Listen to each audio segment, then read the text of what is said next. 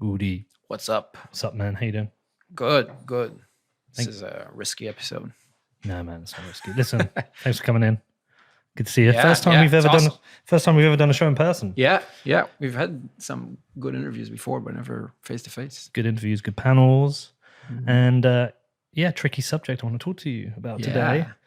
It's a bit like when I do the climate ones. I've had the discussion with Alex Epstein and then Andrew Desler. I've got both sides, and I think I'm going to have a similar thing with this topic. I'm talking to Rizzo when we're in New York. Yeah. But I want to talk to you about Bitcoin maximalism because I think of myself as a Bitcoiner. Yeah. Sometimes I've called myself a maximalist, but then sometimes I haven't because I've realized maybe I don't follow some of the same principles as some of the maximalists. But like one of the things I was conscious about, me and Danny were talking before the show, is I want to be a positive force for Bitcoin. I don't want to do bad things for Bitcoin, and there has been this heightened discussion recently. We're in a bear market, so it naturally happens, but there's been some heightened discussions around what maximalism is, what it isn't, and I felt like you would be a good person to talk to. Yeah. I know you like to trigger people sometimes, but I always find interesting to talk to the people who push against ideas, challenge ideas. I think that's where some of the most interesting discussion is. So how you feeling about this? Yeah. Well, people definitely considered me a Bitcoin maximalist for a while, for years probably. And I think I never liked the term. I always said that I don't like it and don't identify as one. But obviously, for obvious reasons, I think people saw me as a Bitcoin maximalist, which I understand. It's hard to define it, right? Like I think the most like courteous definition I would give would be like, well, it's someone who only wants to focus on Bitcoin, and I think that's super reasonable for anyone to decide that they only want to focus on Bitcoin and not on other things. Just in general, humans who choose to focus on a specific thing, they often do very well, right? So it makes sense to specialize. And if the thing you care about is Bitcoin, that's great. But that's not really what, usually when someone calls themselves a Bitcoin maximalist, I don't think that's really what they mean. Like they don't mean I only focus on Bitcoin. You can see that with just the way that people speak about other things, right? Like I think a lot of so-called Bitcoin maximalists spend a lot of time talking about things that are in Bitcoin, right? Like about how Ethereum is bad and how other tokens are bad and so on. And those, I think those are the people that one, identify as Bitcoin maximalists, and two, other people seem to identify them as Bitcoin maximalists.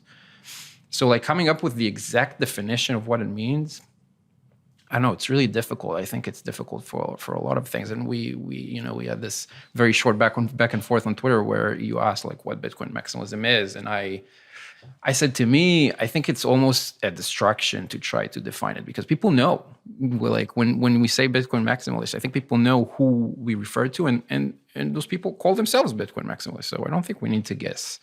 And it seems very similar to a religion. Well, I think on that there's two separate things. I think it's easy to identify who is a Bitcoin maximalist, but to actually fully understand what Bitcoin maximalism is, I think it's a bit harder. And I don't do many interviews, mainly because I'm shit at being a guest. But when I do, and I tend to do it on non-Bitcoin shows, and I did one in the FT, and I think I referred to myself as a Bitcoin maximalist because it felt in that scenario it was a useful term. And then I could say, well, it's the only cryptocurrency I'm interested in. It's the only one I work on. It's the only one I own. It's the only one I really talk about. That's how I used it. But recently I've felt like a bit of a hypocrite, and I shouldn't be using that term because I've had discussions. Well, I've always said, actually, ever since I started the show, I see a use case for Monero. I see scenarios where I want to use that, and I've been criticized for it, but like I've stood by it because I do.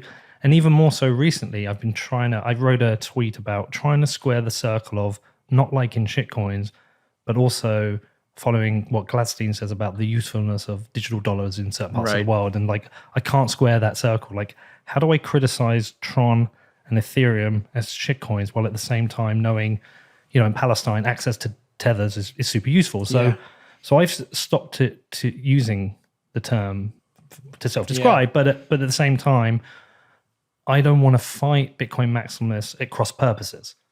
I don't want to have that argument. I don't want to have that disagreement because I think we agree. Most Bitcoin maximalists, I think I agree on 95% of things, 95% of things. And then we're arguing over this 5%. Yeah. And it feels destructive. Yeah. I think that's accurate. I think, most Bitcoiners I know, I've been around for a little while, and I know Bitcoiners from a few generations, right? And most of the ones I know from, let's say the 2017 era or before, while a lot of them are, again, only interested in Bitcoin, or at least in the cryptocurrency sphere, like there are a lot of people who hold Bitcoin and do completely other things in life. They bought some Bitcoin a long time ago, put it aside. They're usually doing the best of all of us. They put some Bitcoin aside and they just mind their own business, do other things, and they don't focus their lives on Bitcoin. But in the cryptocurrency world, they only care about that Bitcoin, and I think that's very reasonable. But I don't know. I think we maybe because we tried to. I don't know if it relates to the whole block size war thing in 2017. I don't know if it's something else, but we changed the focus. Like, the focus is not really on Bitcoin anymore. It's on all the things that Bitcoin isn't, it feels like. I think the constructive way to What do you mean by that? Well, Bitcoin isn't great with privacy. Bitcoin isn't great with retaining its value over the short term, right? Because of volatility. Bitcoin isn't great with building decentralized applications. I think that all of those things are fine. Bitcoin didn't necessarily set out to fix those things. And Bitcoin is doing great in what it is. But we seem to be really focused on what it's not, And I think that's why it's so destructive, because, I don't know. I don't see people who are Tesla fans going around and saying that Apple is a terrible company because it's not making cars. It's not, the companies don't compete. Why make it into a competition? Well, I can empathize with why people do, because it's very easy to lose a lot of money. Even with Bitcoin, but it's very easy to lose a lot of money. And there are certainly, I'm not in the everything that isn't Bitcoin is a scam, because I think it's important to separate outright scams like OneCoin, which is designed to rob people of their money, from ideas which are stupid to ideas which maybe are different from your worldview. And I think you got to separate them all, so you don't just give because I think putting an outright scammer in with somebody who's just got a stupid idea, I think that is fraught with danger. But what I was thinking about with this show is, like, I always want to make shows that are useful, and I don't want to piss people off for no reason at all. And I thought what would be useful today with you is, as somebody, one of the funny things is I probably disagree with you a lot on the things. I put out a lot of tweets where you instantly challenge me, but at the same time I don't fall out with you. We don't block each other. We've not said we can't be friends. We will have a beer. We'll fly in and meet up. And I think that's healthy, and I want a lot more of that. And that's why I wanted to approach this with you first and say, what is, I want to get to the bottom of what maximalism is. I put out the tweet. I said, because everyone was arguing, I was like, well, can anyone clearly define what Bitcoin maximalism is? And it got a range of replies, from personal kind of definitions to being mocked, to being subtweeted. There was a range of things. But I actually meant that. I was like, I don't actually know what it is. Yeah. I know what it is to me, but I don't really know what it is. And if I don't know what it is, and if I was to criticize Bitcoin maximalists, are we actually arguing at cross purposes? Because I'm criticizing on one point, they're defending on a different point. They're not even aligned. And I think that's potentially an issue. Yeah, I think you're right. I think, there's definitely a lot of talking past each other all the time, for sure. There are two. So I think there are two ways to try to define it, right? Can we do one thing before that? Sure. Because the question I have for you, and I'll answer it for me, is what is Bitcoin to you? And in your kind of long-term trajectory worldview, what would be a success for you for Bitcoin? For Bitcoin, yeah. Well, Bitcoin, I think that Bitcoin is a neutral form of money. I think that's the thing it's best at. It's predictable and it's neutral. There's no one who can change it, and that has value. I'm not sure if it's the most important thing in the world, but it has value. I think it's still today undervalued by most people. Like, you could buy some Bitcoin today, put it aside, save it for your grandchildren, and that they'll get the same Bitcoin that you put aside today. It wouldn't be inflated, it wouldn't be confiscated. That's not a lot of other assets that you can do that with. And it's digital, So I think that's in itself, that's very unique. That's great. It also, being neutral and being censorship resistant, it also allows for a lot of use cases that I don't think are necessarily a great fit for Bitcoin, but they can start with Bitcoin. So for example, we had dark markets very early on. They don't necessarily use Bitcoin as much these days as they used to, and I don't think that's a bad thing. Maybe they moved over onto Monero. Maybe they have some other payment schemes they're using. They proved there's a use case. They proved there's a group that's interested in those things. They proved you can build a market there. And then they started looking for things that are better fit maybe than Bitcoin. And I think that's fine. And I think you'll see that kind of, same thing with usage of Bitcoin in countries where you can't hold dollars, for example, where people would want to hold dollars, but they're not allowed to. So I think earlier on, people, used to use Bitcoin for that. A very small minority of people, but still some people used Bitcoin for that. But then as stable coins became more and more popular and people trusted them more and more, a lot of people are saying, look, I just want access to dollars. I'm not here for the ideology of Bitcoin. I just want access to dollars. So as long as the stable coins exist, I'm going to use them. Maybe if Tether stops working or if Circle stops working or whatever, then maybe I'll need to reconsider Bitcoin. But for now, that's the best solution for my problem. So I think Bitcoin allows for a lot of that kind of experimentation that eventually settles down somewhere else. And that's an amazing thing. That's great. That's a win, Now people have the freedom to try things out that they couldn't before. And eventually arrive at a solution that works better than what they have. That's everyone should be happy about that. That's good. I just don't know that Bitcoin is going to be the long-term solution at every point in time for every person. And I feel a bit similar. I agree with you. It's great to have this form of money we've never had before. Any of us you could get out your phone. I can send you some Bitcoin now and you hold that. I think that's great.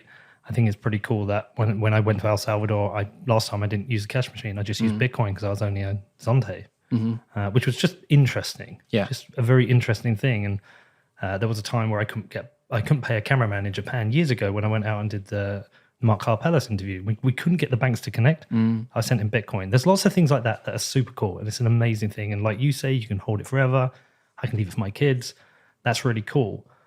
I think my long-term goals are more towards maybe some of the more Austrians, in that I think if Bitcoin was widespread enough and it brought a little bit more economic responsibility to the state, I think that would be super cool. I love that idea. I'm not one of these people who believes in the complete collapse in the state, not because I'm a statist cuck, but actually because I think the state is a natural monopoly. So if you get rid of the state, a new one arrives, and it might be worse than what you have. And I'm just not there yet. And I'm also not fully clear on the consequences of a Bitcoinized world. I don't know if there are negative consequences that we haven't fully considered. It's an area I'm still exploring. Yeah. But that's kind of where I am with it. And so it's really important to me. I mean, I've dedicated my life's work to it now. I'm not going to work on anything else. Yeah. So it is really important to me. But at the same time, I'm super conscious of not doing, as I said at the start, I don't want to do things that are bad for Bitcoin. I would hate to drive a narrative or do something on the show that led people to think something that was wrong. Yeah. And hence why we're here. Yeah. So I interrupted you earlier. I made you answer that question before. Yeah. I think we there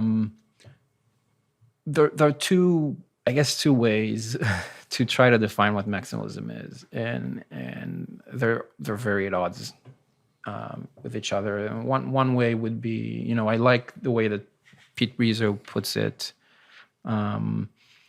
that's really maybe kind of a cultural phenomenon that is trying to answer a question of how do we make sure that consumers are protected, and how do we make sure that people build on Bitcoin even though it might not be financially the best decision for them. And Bitcoin maximalism is sort of this cultural ideology that tries to answer those questions. And I think that's one way to put it. The main, it might be the reason why maximalism exists. I would just argue that it's not doing a very good job at it. Like if the goal of Bitcoin maximalism is to prevent scams and protect consumers, well, did it do very well at that? Like in the last 2 years or so, we've had a lot of scams, a lot more than before. So in the last 2 years, did Bitcoin maximalism do a good job at stopping scams? I would argue it didn't. And it's not about, it's not really about intent. Like it's possible that people have the best intentions at heart. And, when I say this, people very often get defensive and they're like, well, it's not our fault that there are scams. We tried to stop it. It's not our fault. And yeah, I'm definitely not blaming Bitcoin maximalists for the existence of scams. But I think that if we claim that our goal, that the thing we're doing is to protect consumers, then we have to ask ourselves, are we doing well? If we're failing at that, then maybe something's not working. Maybe we should change things up if that's the goal. Well, there are certain people who will say they have been protected. I mean, we get emails into the show saying your show has made me focus on Bitcoin. I haven't got involved in any other shitcoins and I haven't lost money there. That you'll see people tweet out and say it's the Bitcoiners have led them to a path of Bitcoin maximalism, and they focused on Bitcoin, and it's saved them money. There is a weird kind of thing there, and that there are people who actually have made money on altcoins as well. So there are a lot. Yeah. It's we're talking about the bag holders who rode it up and rode all the way back down. It never came back. Whereas Bitcoin, we have had consistent cycles where it keeps coming back. So there's that kind of belief that you'll get that with Bitcoin. Of course, it's not special to Bitcoin though. Like Ethereum is very similar in that regard, right? Like so, and people who bought Ethereum early and held did much better than people who bought Bitcoin at the same time, right? So it's not unique to Bitcoin. And there are definitely other coins that can claim to have been around and their holders have done very well. And I think that's part of it too, right? Yes, there are certainly people who chose not to use other coins because of Bitcoin content and Bitcoin Twitter and so on. Those exist.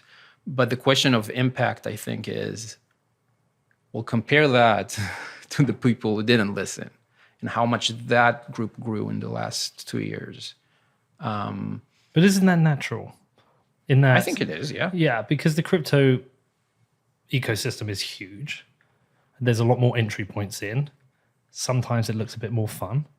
No, yeah. I think it's very natural, of course. My 18-year-old son certainly thinks NFTs are cooler than Austrian economics. Right.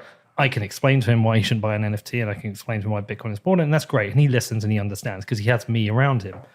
But his friends, their dad doesn't have a Bitcoin podcast. They're just kids who will see something on Instagram or Snapchat and it's NFT, it sounds cool, and they'll buy it and they'll invest in it. They just miss that whole kind of protection zone that my son has. Yeah. No, I agree with you. It's very natural. But then again, the question is, and I'm not trying to make a moral argument against Bitcoin maximalism.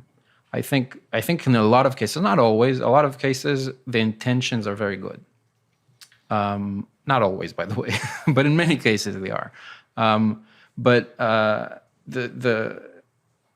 just saying, looking at the result, and of course it is because it's natural. Looking at the results, I don't think that it's achieving its goals in the last 2 years.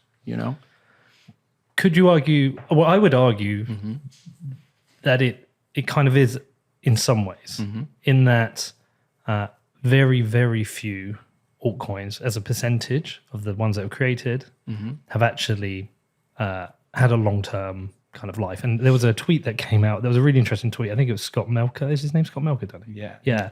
Well, he put out the biggest altcoins of the next cycle have not even been created yet. which is this kind of like conveyor belt of altcoins that come out. Maybe it's a multi-coin thing or a A16Z. They'll do a bunch of new investments. They'll go up, they'll come down, whatever. And there's this like endless cycle of the creation of them. But during that period, there'll be winners and losers. But if Bitcoin keeps growing, it becomes like kind of like apex predator that starts to pick people up from that have gone into these projects and lost money. So eventually it could be like Bitcoin maximalism in the short term doesn't look like it's doing its job, but actually as long as it keeps picking up people and itself keeps growing, eventually it will do. Does that make sense?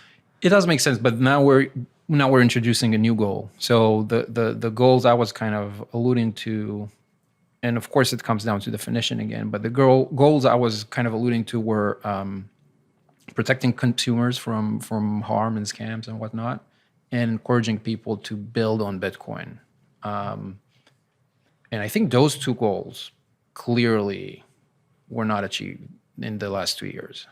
I would say if those truly are the goals of Bitcoin maximalism, then I would say that maximalism failed in the last 2 years.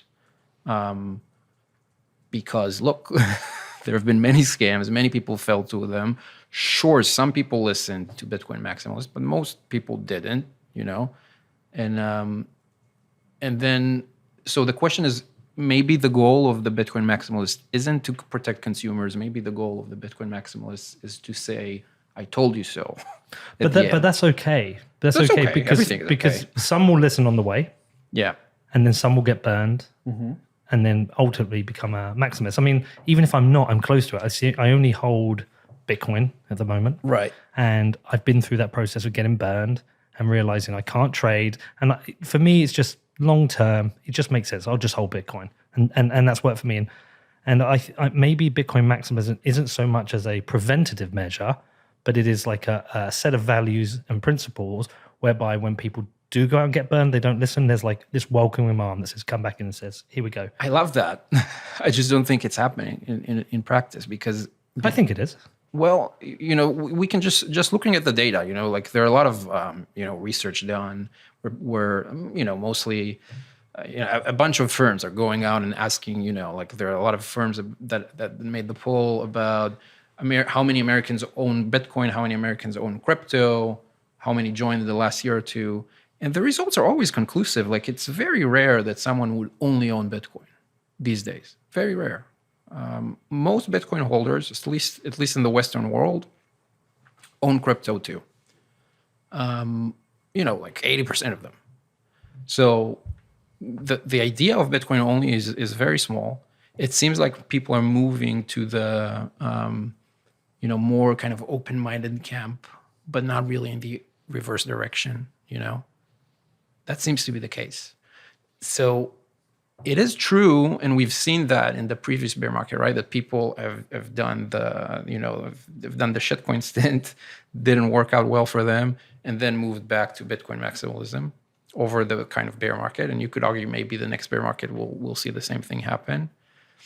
But so far, I think if you look over time, it seems like more people hold Bitcoin plus other coins and not that more people are holding Bitcoin only, or a larger percentage.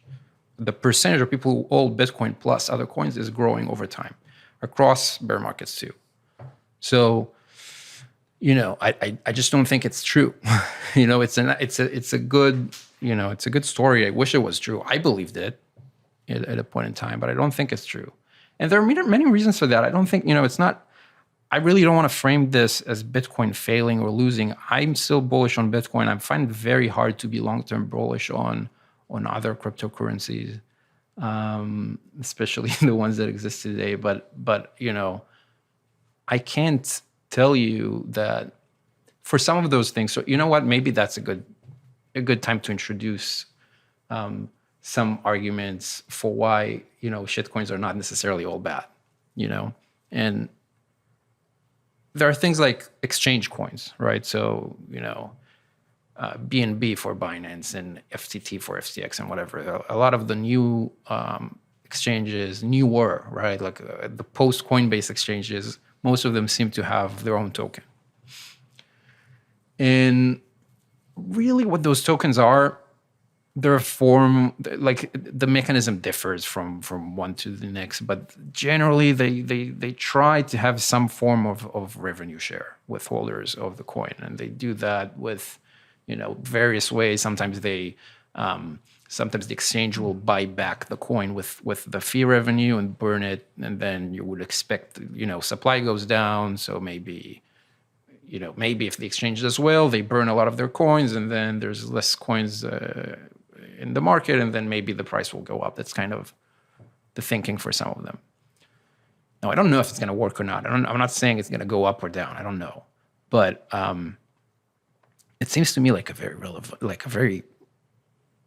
there's nothing wrong about this model as far as I can see. There are obvious problems as far as security regulations are concerned. Mm-hmm. You could definitely argue that that's a security. I mean, it certainly is. It is a security. It depends. I guess for the SEC, it probably is considered a security, probably. Like there are countries that don't have the same laws as the United States, right? Of course. But there is that. But I also think that you can get into that area of the ethics of money creation. Mm-hmm.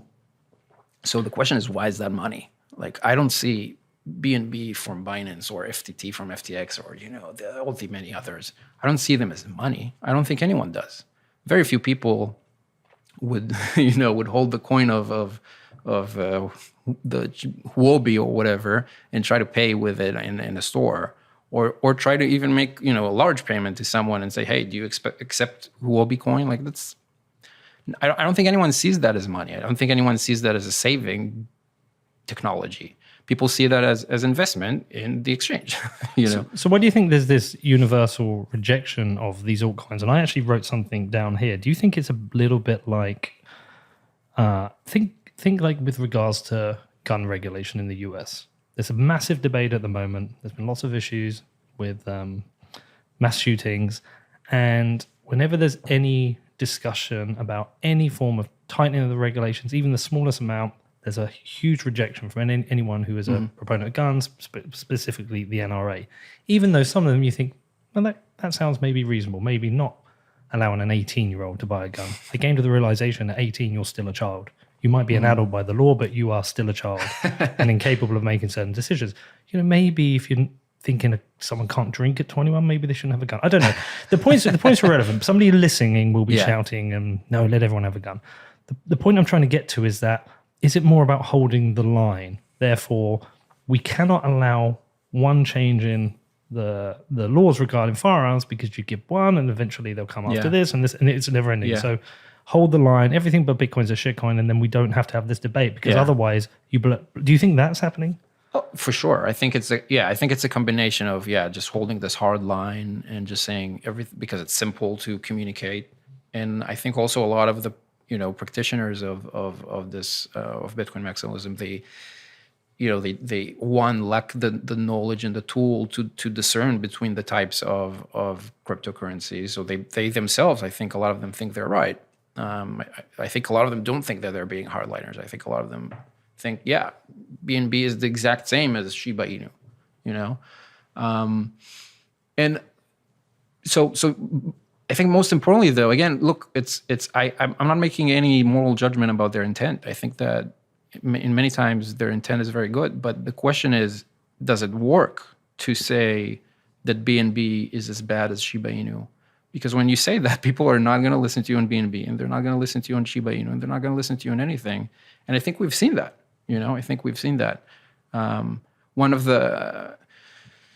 I think it was very obvious, for example, to see when early on in 2020, a lot of Bitcoin maximalists got very mad at Elon Musk, for being a proponent of Dogecoin. Me too. I got mad at him. And I mean, I can fully understand why. I mean, obviously Doge is a joke and it's ridiculous. But then again, I don't know if he clearly struck a chord with people. And the problem was, while Bitcoin maximalists were fuming at the mouth on this, the price just wouldn't stop going up.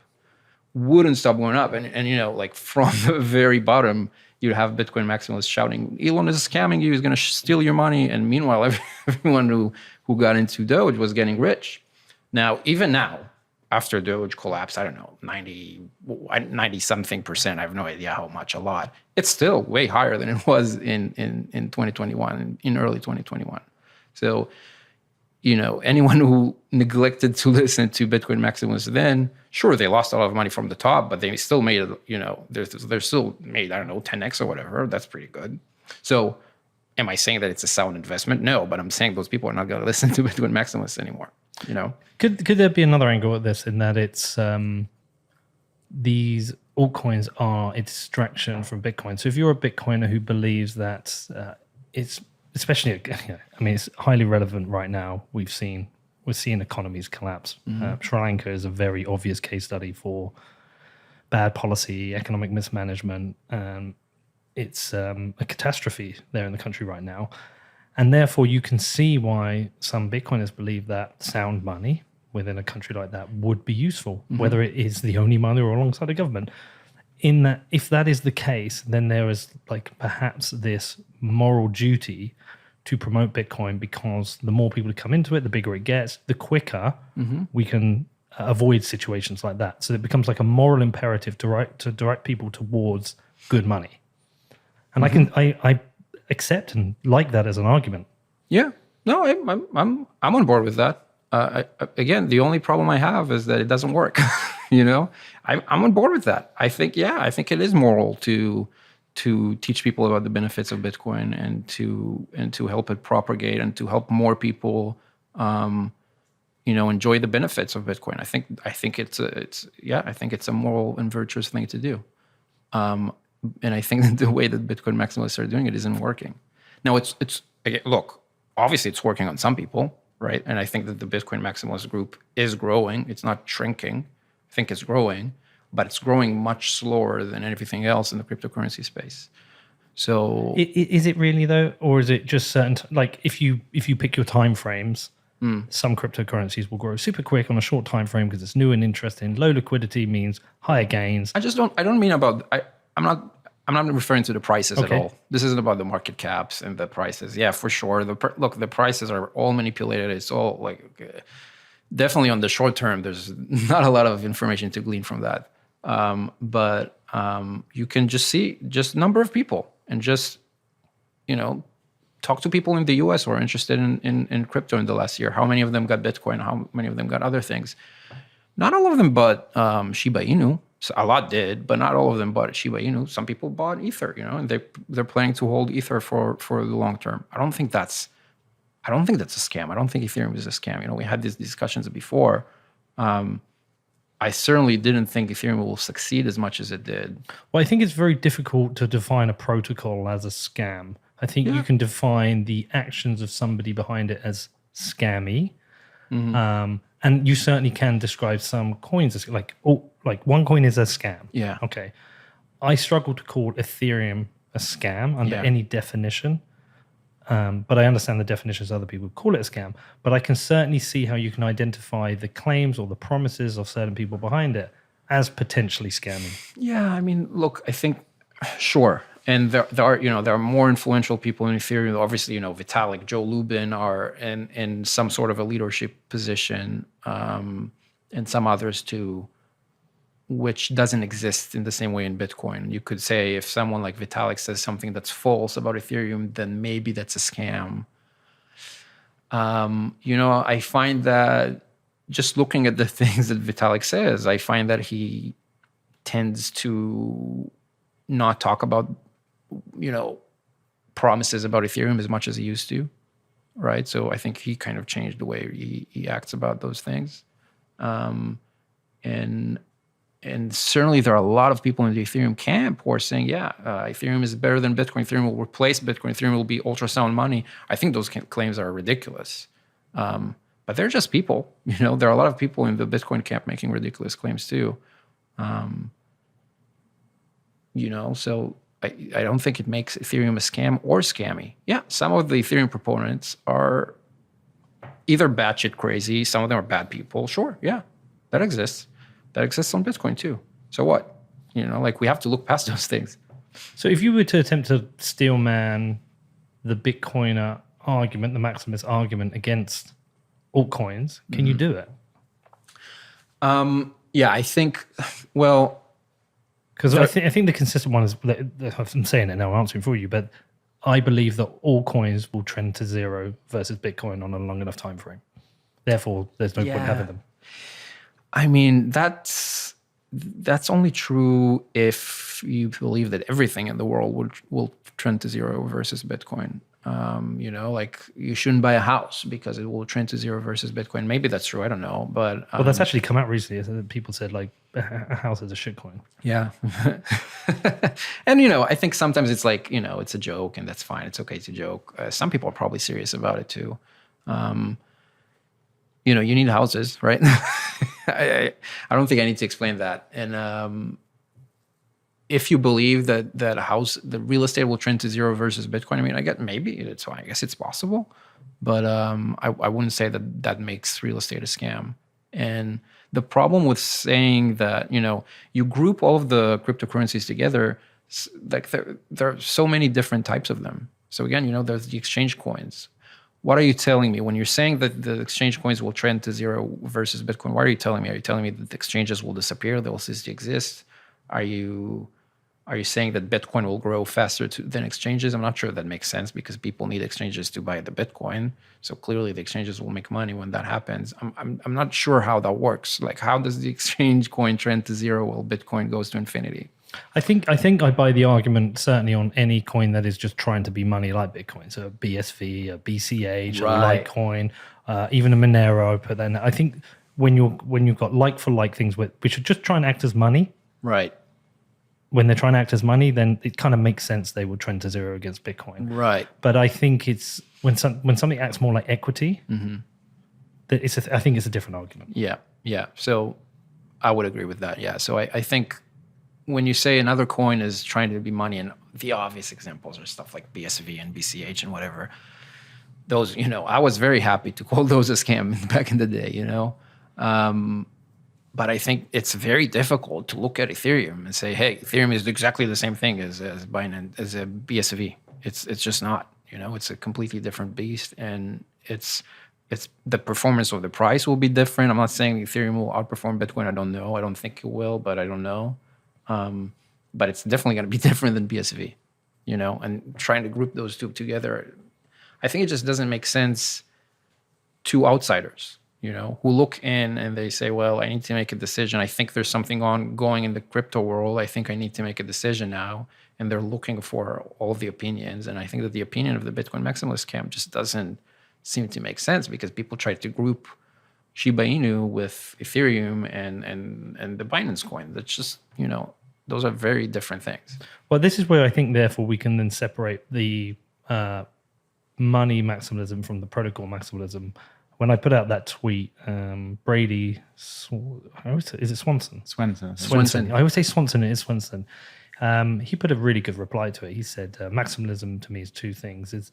I believe that an open monetary network will trend towards one, and an open protocol will trend towards one. So if we talk about the money cryptos, they probably will trend to zero against Bitcoin. So then you have to talk about, well, an open network will trend towards one. So eventually, and there is that belief, like people think you will have tokens and equities and things built on Bitcoin. Liquid, which I know you've been critical of, but people say you can do it there and maybe it will happen there. And I think therefore the claim is, why would you build on anything else when you can build on Bitcoin? Yeah, well, it's very easy to answer that. So you only ask this question if you're not in, if you don't have any intention to build anything. If you are an actual builder, there's no question. Why would you ever build on Liquid today? Because you need exchanges to list your coin, your security, whatever it is. Call it a security if you want. You need exchanges to list it. You need wallets to support it. You need users who can use your thing. And Liquid is not widely deployed at all, and Ethereum is. That's just the case. That's just the fact. So if you're a builder and your goal is to build a useful product or service for people, Liquid is not an option. It is not. It's not a maybe. It's not a let's consider it. It's just simply not an option, because the tools aren't there, the infrastructure isn't there, nothing is there. In 10 years, maybe, I don't know.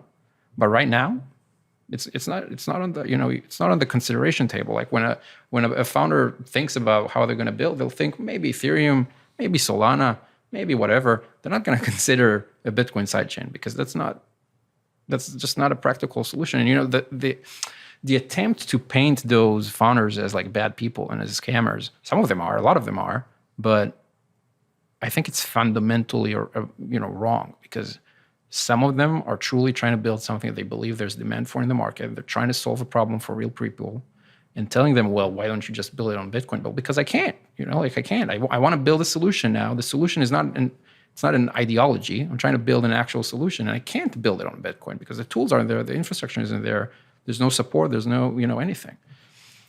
Go make it happen. Make exchanges accept liquid deposits, make wallets support liquid. Then we can talk about it. But right now there's one wallet with 10,000 users that has liquid support. Like, it's not, we can't even discuss that. So this comes down to then the timeframes of certain technologies. When I first got my first mobile phone, I had a house phone. And then when I first moved house and got my own house, I didn't even bother with a house phone. Now I can't even remember the last time I used a landline. So landlines have had a time when they were the dominant form of phone, and then they had parity with mobiles, and now they're losing against them. So I guess in that scenario, what you're saying here is there was Bitcoin, and now there's Ethereum you can build on, but there may come another time where everything can be done on Bitcoin, and then Ethereum's time might end. And why should someone be denied the right to build something on an application when the other application can't support it? Is it because I'm not technical, so I wouldn't understand what can and can't be built on Liquid. I wouldn't even go there. Look, Liquid is factually a lot more limited in what it can do compared to, let's say, Ethereum. But there are ways around that. I wouldn't even go there to the technical part. I would say, look at deployments, right? Like Ethereum MetaMask right now is the most popular crypto self-custody wallet in the world. They have 30 million active users. Okay, that's way more, and they don't support Bitcoin at all, but it's the most popular and widely deployed wallet. Okay, and then look at Liquid wallets. I don't think I'm exaggerating when I'm saying maybe 10,000 active users, probably order of magnitude less, but let's be nice, maybe 10,000. Okay, so there's no question, even if Liquid could do everything and more than Ethereum can, it only has 10,000 potential users. Of course, you're going to go to the 30 million. Like, what is even the question? If you're a builder and you're trying to build for people, there's no question. So why do you think some people are so ardently against these other protocols and people building on them? I think that I can tell you why I was against them, right? Mm-hmm. In the past, and I think that maybe that's a similar reason for other people. I think that when we looked at Ethereum, when it launched, let's say in 2015, 2016, technically there were a lot of reasons why it shouldn't have worked. It made a lot of compromise that seemed wrong, both technically and financially and economically too. There were a lot of things we thought were mistakes, right? But turns out it got more and more adoption over time. Some of the economic, I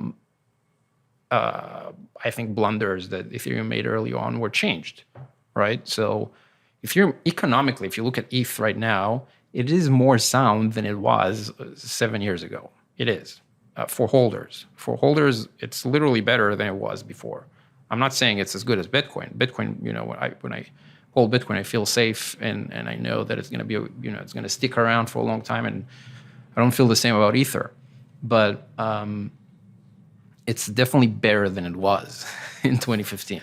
So your defense is it's not so shit. Yeah, yeah, and it depends. Look, it depends on what you want. The nice thing is, let's say you want to use, let's look at Celsius, right? So, obviously Celsius blew up recently. Lost a lot of, we don't know yet exactly what happened, but it seems like they lost a lot of customer funds and will not be able to pay them back, probably, unless, some miracle happens. And,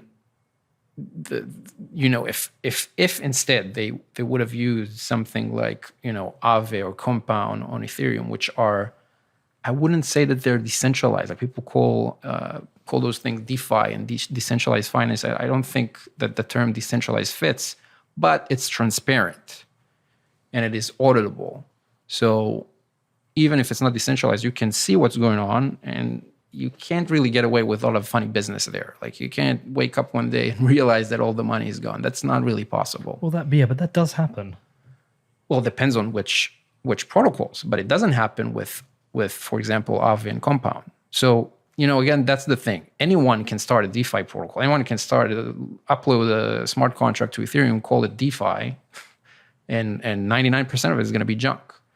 But Compound, Aave, some of the, so-called, I don't even know how to call them, but there are some, look, fundamentally, you can look at how they work, and they are transparent.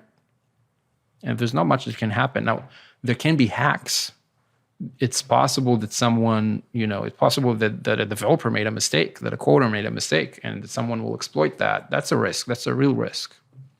But other than that, they're transparent, So you can at least know that if there's no bug, then you can expect how things are going to play out. And you're not going to wake up one day and realize that someone stole all the money from Aave, for example. So is it more, unless there's a hack? Yeah. So is it more than potentially a cultural war? I mean, we're in the midst of a cultural war at the moment, but is it more like a cultural war in that there are these fundamental differences? So Ethereum is moving apparently to proof of stake, which is considered, let's say, a more centralizing force. And Ethereum did have a pre-mine, which if you discuss or read up on the ethics of money production, a pre-mine is arguably slightly, not slightly, but less ethical. Is it because Bitcoin tends to move slow, don't break things, where Ethereum is move fast, break things? So is it just a set of cultural differences about how people consider money and cryptocurrencies? Well, that's the claim. There's a claim that it's a set of cultural differences, but I would posit that it's fake, because Bitcoin maximalists start companies, right? Which as they should, and they start businesses. Those businesses sell equity. They create equity. They give the equity to the founders when the businesses started, and then they sell some of the equity to early seed investors. That's a pre-mine. But equity is different from money. When you're making the claim that Ethereum is ultrasound money, that's very different from equity in an investment. Right. I don't like that analogy. Well, so I think that Ethereum is not an ultrasound money. I know that some people say that it is. I think they're wrong. And I would say that Ethereum is very similar to an equity. I know that's, obviously a lot of people in the Bitcoin camp are saying, hey, Ether is a security. If you believe that, like, why is it a security, right? Why is Ether a security and Bitcoin not? Well, because Ether has some similarity to some sort of, maybe not equity, but it certainly tries to do revenue share with holders of Ether, and certainly the way it was sold originally is kind of similar to an equity sale. So, I think Bitcoin maximalists recognize the similarity for sure. So I would say, yeah, that's what it is. Now, I don't particularly care about American regulations on securities. That's not my problem. If Americans want to support the SEC, that's, I'm not going to intervene in that. But as a non-American, I don't particularly care. The founders who create those coins don't particularly care if they're not Americans. And if Americans want to stay out of this entire thing, okay, they can stay out. I don't know why it is Bitcoin maximalists who are choosing to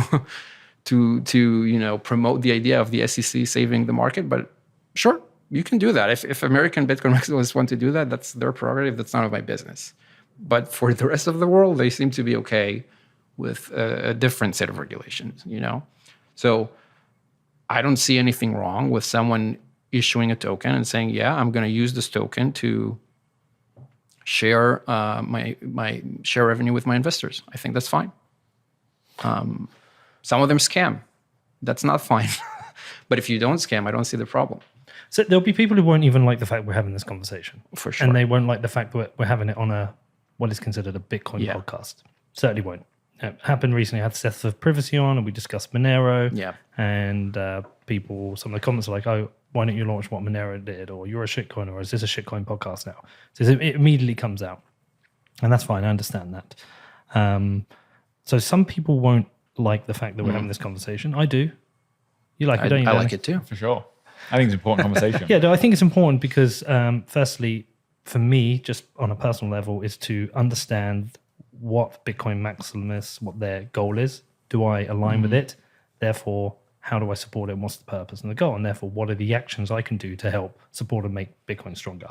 Yeah. So it's an important conversation to have. And I certainly haven't agreed with you on a few things through this. But there will be some people who just don't like the fact the conversation's happening. They're listening. What would you actually say to them? I think, as you say, I think we agree on most things. I think that the concept of a free market and allowing people to innovate, I think it's things we agree upon. I would say take a look at what changed in the last 2-3 years in the crypto space. I think that a lot of the defensiveness stems from how, in the last bull market in 2018 or whatever, it was all scams. It was everything, 100% of it, almost, maybe except for Ethereum itself, but everything that Ethereum did for sure was a scam. And they just assume that it's the same this time. To a certain degree, it is the same, but not 100% of it. So I think if you take a look, I threw out some names, I threw out some names about exchange coins, about lending protocols on Ethereum. I think those are very reasonable services that offer something that is valuable to their users. Their users don't have to use ETH. They can use WBTC, which is pegged to Bitcoin, just like Liquid is pegged to Bitcoin. It's the same thing. It's a real service that is valuable. I know a lot of people who own some Bitcoin want to take a loan against the Bitcoin, want to take $1 loan against their Bitcoin, keep holding the Bitcoin, not sell it, and take $1 loan. These lending protocols allow you to do that without KYC, without censorship. You can do it anywhere in the world. I think that's a real benefit. I think that's good. I don't think we need to hate on that. What are the risks, though, in the inherent risks in those platforms? Again, bringing it back to my world of being kind of a bit of an idiot. Where could I go wrong wrapping some BTC and taking it online? What could I? So if you wrap BTC, then that means you give up custody of your Bitcoin. Okay. You give it to, in that case, BitGo. I think BitGo is a very established custodian, but you definitely give it to BitGo or one of their partners. I don't know exactly which one it will be.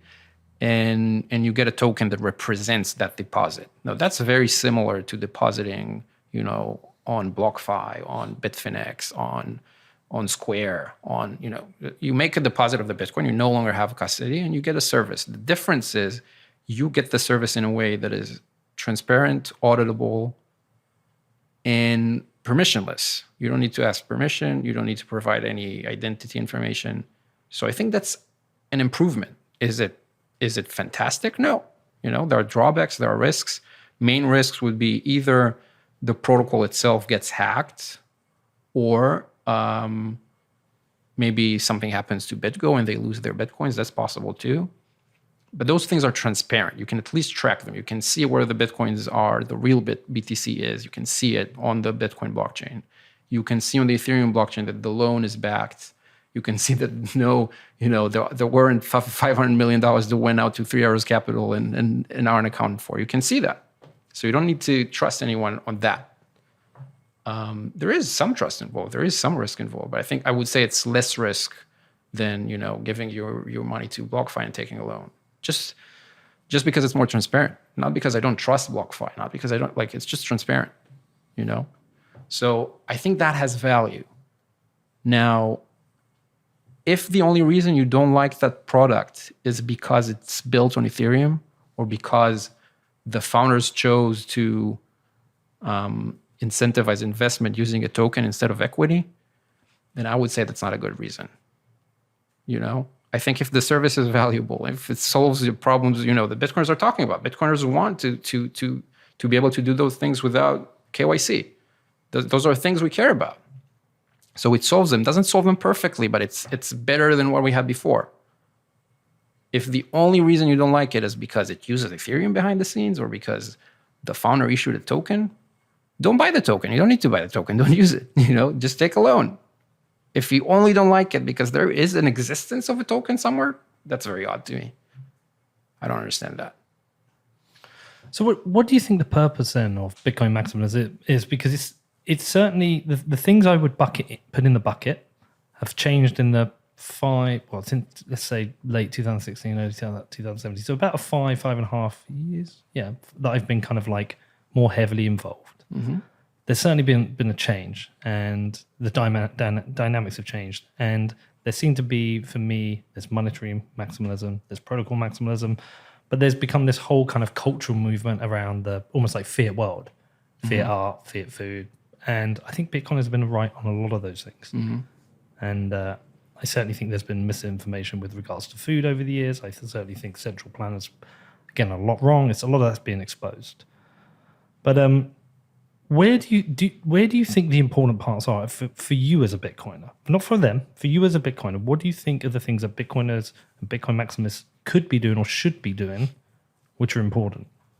I think that the most important thing is to understand the problems that people have in the world today and try to see or show how Bitcoin fixes those problems. I don't think that, I don't think a lot of people feel like they have a problem with their food and that Bitcoin solves the problems that they have with their food, right? I'm not saying that the dietary choices of Bitcoin maximalists are wrong. Maybe they're scientifically right, but I don't think that this is the answers that people are looking for right now in the world. I'm just going to jump in there. I'm not sure it's that it's the answer they're looking for. I think perhaps they're things that they find they weren't aware of before. It's definitely influenced me. It influenced me too, yeah. I mean, it literally changed my diet. Bitcoin maximalists literally changed my diet, and I've been doing better for that. But that's like, that's a completely cultural thing and isn't relevant to Bitcoin. It worked for me, but I also can appreciate that other people have other needs and other interests, and I don't think it will work for them. I'm I'm a very private guy. I know people wouldn't guess, but I consider myself very shy. I consider myself very. I know. You're not fucking shy. I know. But that's how I see myself. I'm an introvert. I know it doesn't look like it, but I consider myself an introvert. So those in the meat space. Yeah. So, yeah. You're not an introvert on Twitter. No, of course I know, and that's exactly the thing. So I have this personality where when people recommend a diet on Twitter, I'm very likely to look into that and maybe find that it's useful for me. But that's a unique personality. I don't think that most people are like that. I don't think that most people are seeking diet advice on Bitcoin, even if on Bitcoin Twitter, even if it's good. So what can we as Bitcoiners do? I think for the masses, for most of the world, I think that, for example, if we see that people are, for whatever reason, super interested in Dogecoin and in NFTs, even if we find those laughable, I think it would make sense to reach out to those people and say, hey, did you make some money on JPEGs? Great for you. Happy for you. Good job. Now, would you consider, now that you have money, before you were broke, now you have money, would you consider maybe taking 5% of it and storing it in Bitcoin long term instead of holding it in apes, and have that discussion about, hey, you know what? You did great. Good job. Dan Hell says exactly the same thing. Yeah. And I think those are, and that's in this point in time, right? In this point in time, culture seems to be fascinated with NFTs. Maybe in 2 years they won't be, and they will be fascinated with something else. And I think Bitcoiners should be there too. Instead of saying, hey, you guys are idiots and you're going to regret it in 4 years, how does that help anyone? That's probably true, but how is that helpful? What I would like is to see, see those people. Let's say that we agree that NFTs will go to zero and Dogecoin will go to zero. I don't actually think that, but let's say that we believe that. Wouldn't it be great if they held 5% of their portfolio in Bitcoin? So when everything else goes to zero, now they're Bitcoiners. They have some Bitcoin. Everything else is zero. So they have the 5% is now 100%. So they're a maximalist. Yeah. Wouldn't that be good, though? Wouldn't that be good for Bitcoin? So instead, we're calling them stupid so that 2 years from now, we can tell them, I told you so. I don't see how that's helpful. I really don't. And those are the things that I think we should be doing. I think we should accept that the world is changing. You know, I think maybe because of Bitcoin inflexibility, which is good for Bitcoin, I think maybe we have this mindset that nothing in the world needs to change, you know, like, or, you know, nothing in the path of the world needs to change. So I think a lot of Bitcoiners believe that, you know, maybe, or a lot of Bitcoin maximalists believe that maybe states will disappear or maybe will change substantially. But that's kind of a predetermined path that they believe in. And I think a lot of people do in the Bitcoin maximalist world do not see a need to update their view of that path.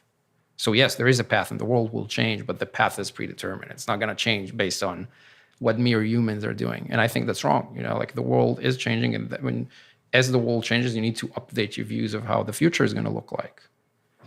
So, because it's not predetermined, and you know, path dependency is a thing. So I think we need to look at those things, and I think we need to understand what people are looking for now, and we need to accept that in 2 years they'll probably be into other things, and we should be there. We should always be there. We should understand their motivations. Why is it that they're interested in Shiba Inu and not in Bitcoin? There's a reason. Doesn't mean we need to change Bitcoin to be more like Shiba Inu, but we need to understand where people are coming from. Yeah, I mean, for me, I think where I was going with the question is more like where I first kind of realized, like, fundamentally what Bitcoin maximalism for me was at a time. And it was during the block size wars when originally it's like, oh yeah, big blocks, they kind of make sense because you can get more transactions in. They're cheaper. And then only when I dug into it and started reading about it, then I understood the trade-off with decentralization. I was like, okay, no, it makes sense to have small blocks. Great. I'm on the small block size. But there was nearly that change where you would probably explain it better than me, but there was nearly the hard fork that would have led to probably core being removed. And what I did is I went and read all the not Bitcoin talk, there's the mailing list emails. I retrospectively read them all. I saw how all these names were discussing it. I always particularly thought John Carvalho did a very, very good job in standing up to people and saying, what are you doing? This is crazy. And I've spoken to a lot of people since, and I never fully appreciated what that civil war was and what it meant, because I was new. I only had a little bit of Bitcoin. Now, if there was a new civil war that opened up, I would feel that threat a bit more. Recently, Peter Todd has been discussing the idea of inflation. And in my head, I was like, yeah, we should get Peter Todd on. We should talk about this. But actually, that might fan the flames of a new civil war, which would be bad for Bitcoin, probably bad for my Bitcoin. I don't want to, when I talk about not wanting to do things that are bad for Bitcoin, I think actually entertaining that idea that 21 million isn't fixed and that could be, I think that's bad, and I don't want to do that. So I'm not going to have that conversation just now. Even if other people want it to have, I'm not going to do it. So for me, maximalism was always about the absolute foundational principles of Bitcoin and defending the protocol. And that's where I've always felt comfortable, always felt safe, and I've always aligned with that. And I think that's important. I think consensus is important. I think 21 million is important. I think defending that is really important. I think you can do it in a firm, and you can do it in a principled way without having to be aggressive or abusive. And I think that's what happened in 2017. This kind of fragmentation of what Bitcoin is where I've got a little bit personally lost. Whereas it's all these other things. Like I judged the fragmentation as, what am I being yelled at for today? And it's this fragmentation of things where it's political or cultural. And that's where I started to get a little bit lost with it. It's like, I want to change the focus. I'm going to change my personal focus. What can I do? And actually, it's rounding back to what happened in 2018 and saying, okay, it's these foundational principles. That's where I want to be focused. If somebody wants to shout at me because from the UK and I think a national health service is good, I can just ignore that conversation. I don't need to have it. Where is the important conversations we should be having? It's almost like, I actually think anyone, and if I've said it, I apologize. Anyone who says groups together Bitcoin maximalism or Bitcoin maximalists in a sentence as a criticism, I think that is trying to do that is fraught with danger and risk because it's too broad. Yeah. I'd rather say, okay, if it's about altcoins, let's discuss that. If it's about monetary maximalism, let's debate that. If it's about a specific issue, let's do that. But suddenly to say all Bitcoin maximalists this bad, this, I think you've got a problem there because it's you're attacking somebody's identity, and in attacking their identity, they're going to be defensive, and you actually haven't really made an argument.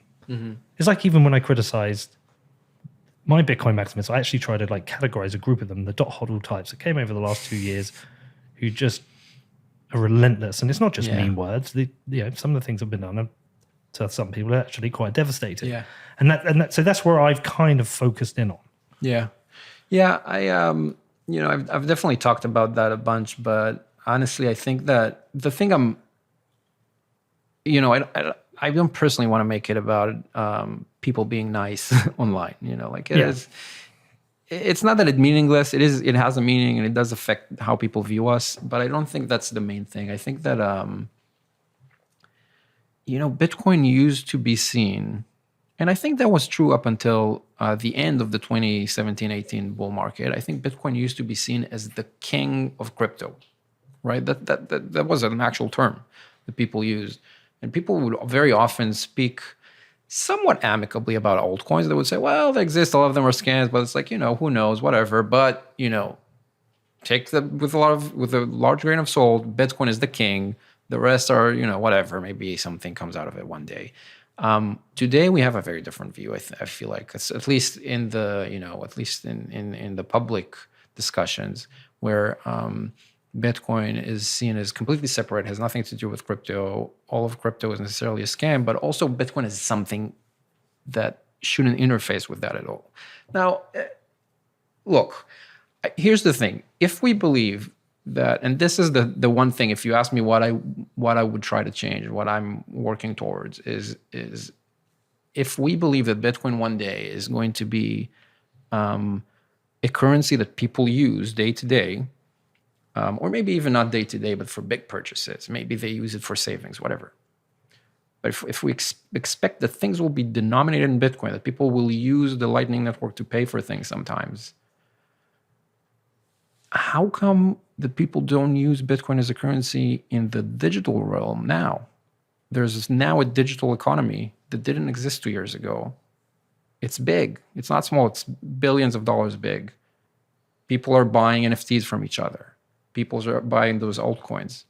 I understand that a lot of them are scams. Maybe all of them, fine.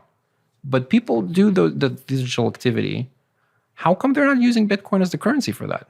They used to. I mean, they do on some. I remember back when I was trading shitcoins back in 17, 18, I was on Bittrex. Yeah, and back then everything was paired against Bitcoin. Everything was paired against Bitcoin. And then there was this first exchange, I can't remember what it's called, that came out, and then you could do it with Ethereum.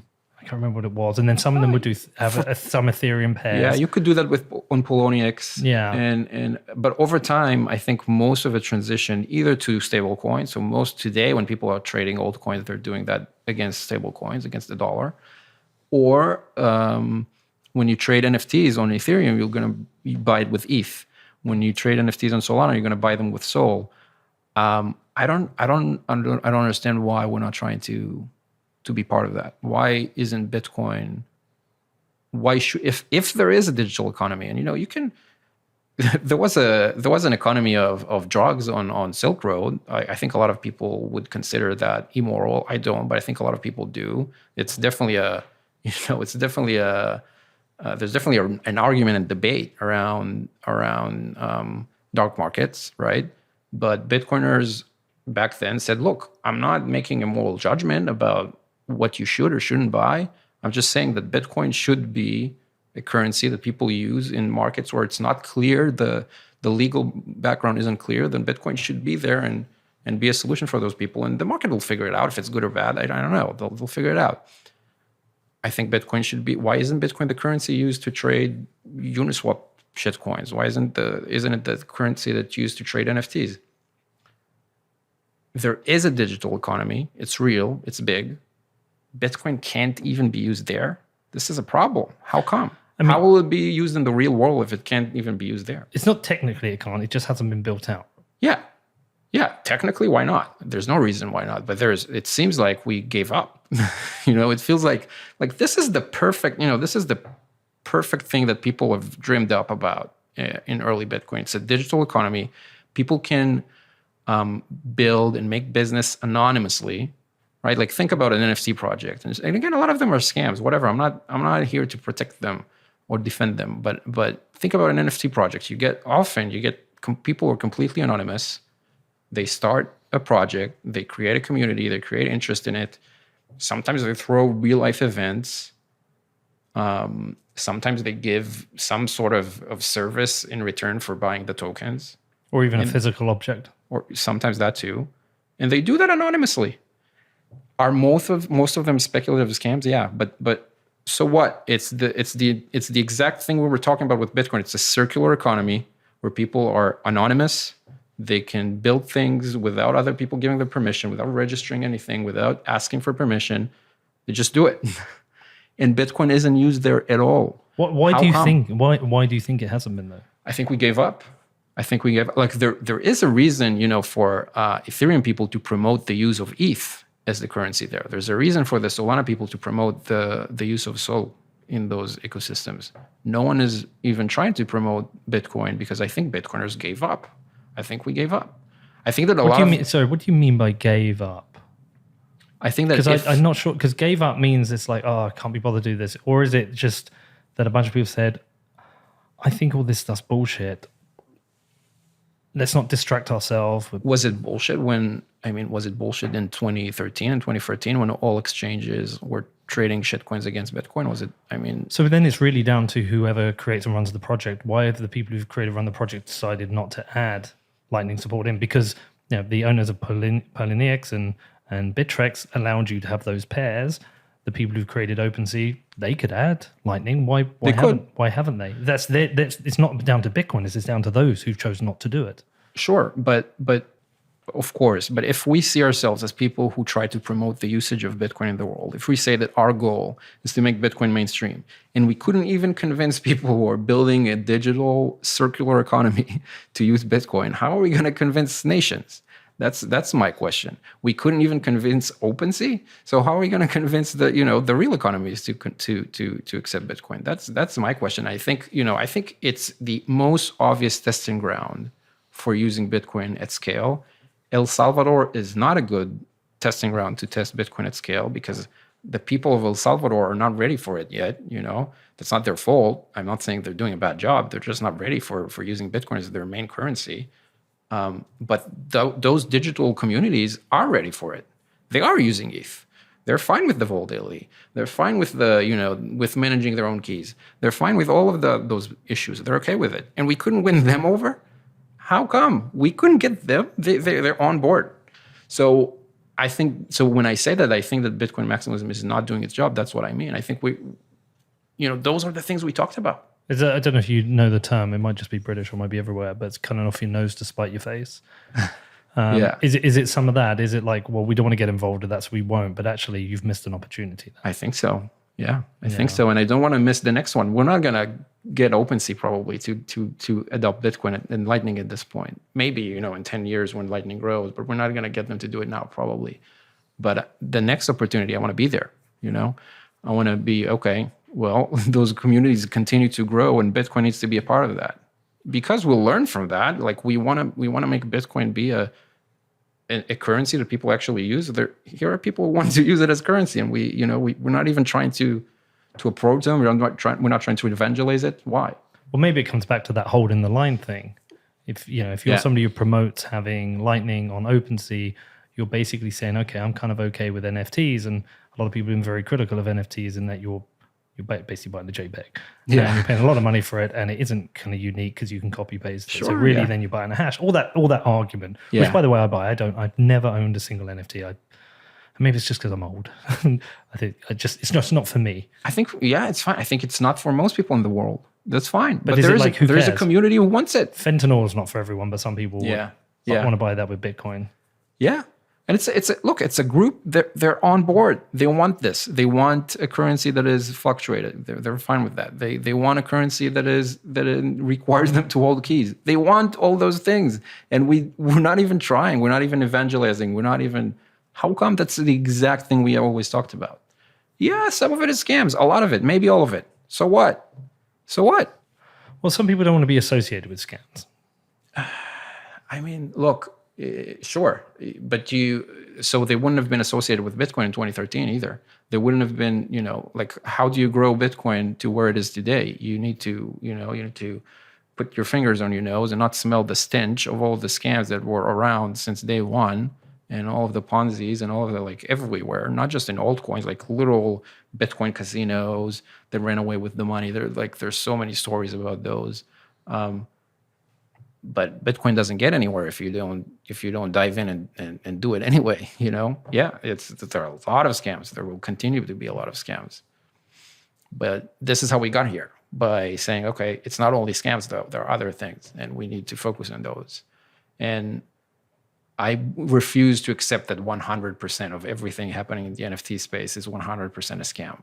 There are good things happening there. There are people you could have hundreds of interviews with people who changed their lives, transformed their lives, not by scamming people, who found a community of people who appreciate their art, appreciate their their management skills, what have you. Like, there are big, substantial communities that do the exact things we always talked about in Bitcoin early on. There are circular economies that are digital, and people can be anonymous and can be whoever they want. That's what we wanted. If we can't convince them, how are we going to convince, like, Germany to adopt Bitcoin? To me, that's crazy. Like, the people are ready. They want it, and we can't get to them. Well, maybe it's a different point, though, is that some of these people are evangelizing why Bitcoin's so important. Mm-hmm. And then if somebody gets some Bitcoin and then they use that with some other scam, that Bitcoin becomes guilty by association. Yeah. But it's supposed to be money, right? Like, True. But it's that view of the world that some people have. More kind of. I understand the view. Yeah, I understand the view, and I think, as I said before, I think the intents are almost always good. I understand the view. I understand where people are coming from. I understand why they don't like these scams. I understand why they don't want to be involved. I get it. I just think it's not working. I think we're missing out on big things by not doing that. I mean, I agree with a large part of what you're saying. It's the reason why I wanted to have the conversation. Yeah. I could have had what is maximalism with a maximalist, and I will also do the one with Rizzo, and I will carry on the conversation, but I wanted to have it with you because I knew it'd be a different point of view. I'm on board with a lot of what you're saying, not everything. Yeah. Why do you think some people entirely reject what you're saying? Like, so if we had Mr. Hoddle here, he would have rejected a lot of what you're saying. Why do you think that is? Some of it is my style, for sure. I think that a lot of it is just that. And to that, I would just say that I'm not really, I'm not trying to convince Bitcoin maximalists to change their minds.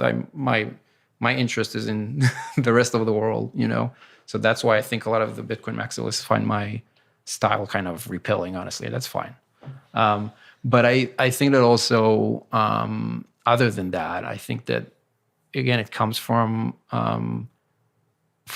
really good intentions, where they remember that in 2017, a lot of these were all scams, and they weren't circular economies. Those things didn't happen. It was just make believe.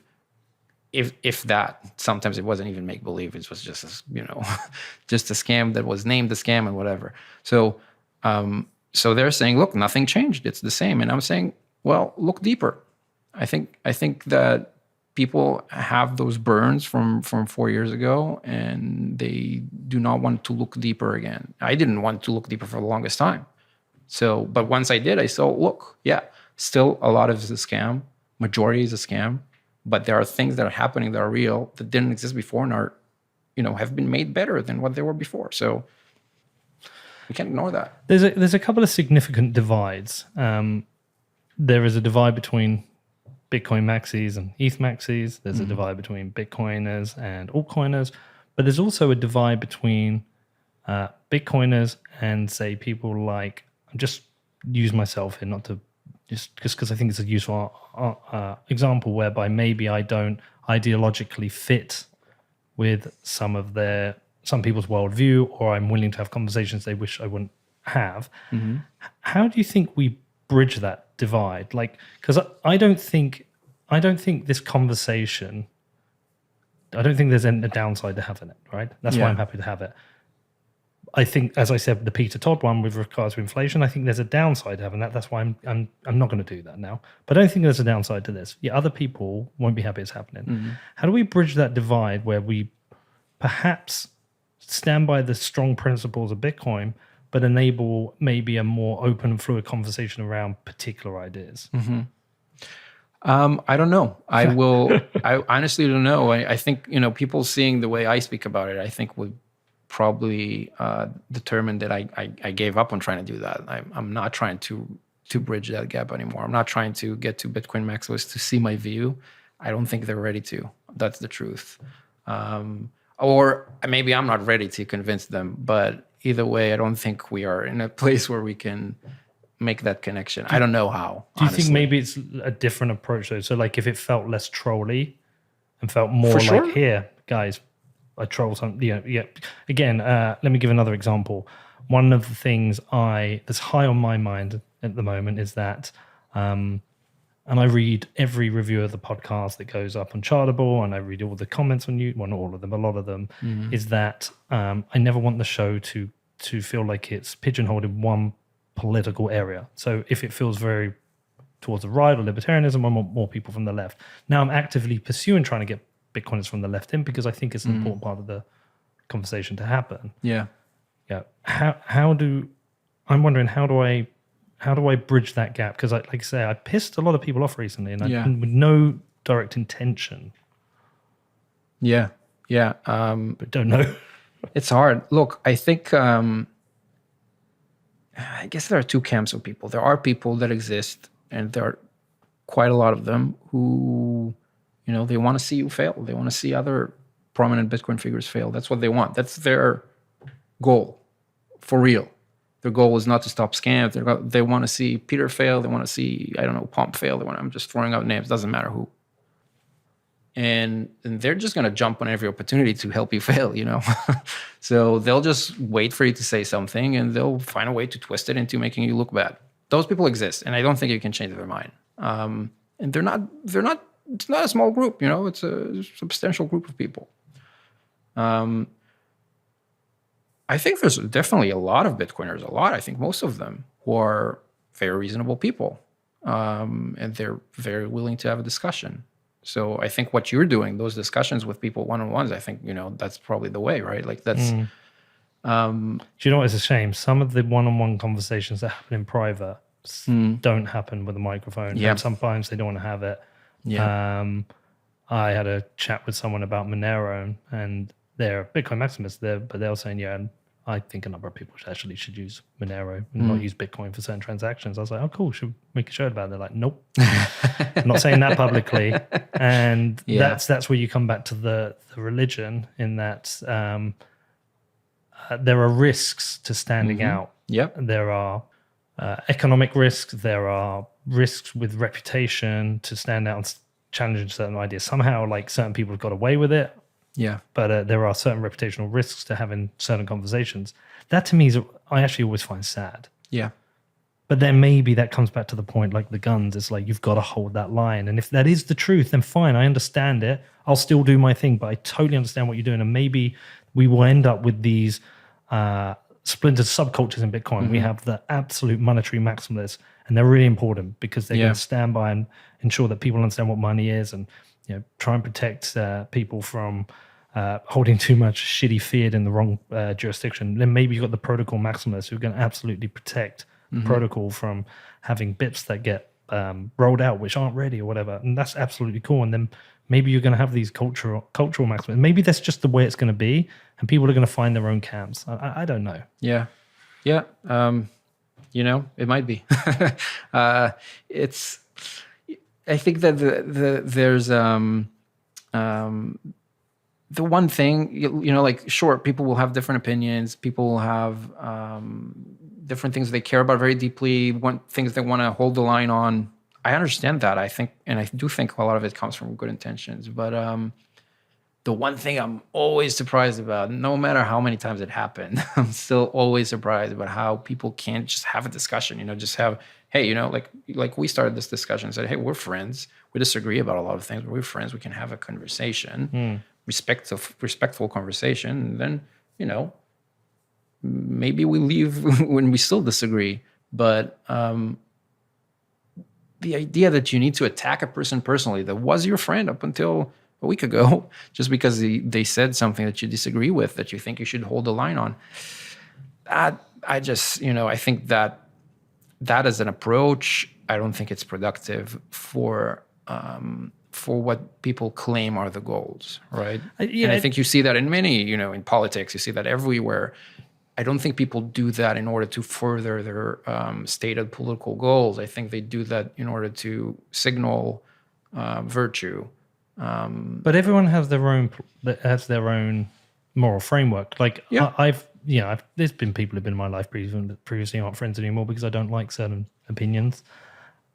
Certain areas I have just like a hard limit. But any form of discrimination, I've got no time for that. I just can't be bothered to be around someone who is just an overt racist. That's okay, but what I'm saying is, but some people, they maybe got to a point where money is their center to their moral framework, and if somebody doesn't align with that, then fine, I'm done with you. John Vallis wrote this brilliant article this week about of monsters and maximalism. It's a brilliant open to the article when he talked about maximalism. He said he's found a group of people who identify with him on a whole range of issues, and that's super cool to him. It's about freedom, and that's great, and I get that. So perhaps that's what it is. I'm not gonna.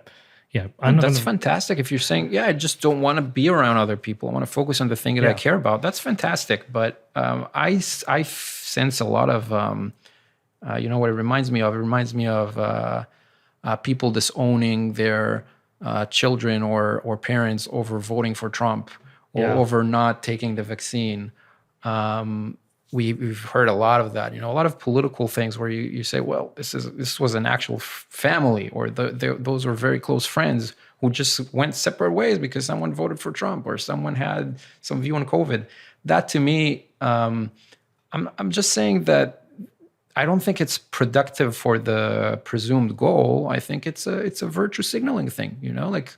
You get to go to dinners and say to your friends, I'm not talking to my son anymore because he voted for Trump, and everyone's like, oh yeah, you're great. That's you're a great father. So that's not about furthering the furthering the support of liberal ideas at all. It's about getting approval from your friends. Well, and also it can create a coercive pressure where sometimes the eyes are looking down on you. Yeah, that's true. You better not talk about that. You better not hold that opinion. And some people did take the vaccine because they felt pressure, right? Or the other way around. Maybe they didn't take the vaccine because they felt pressure from the other side.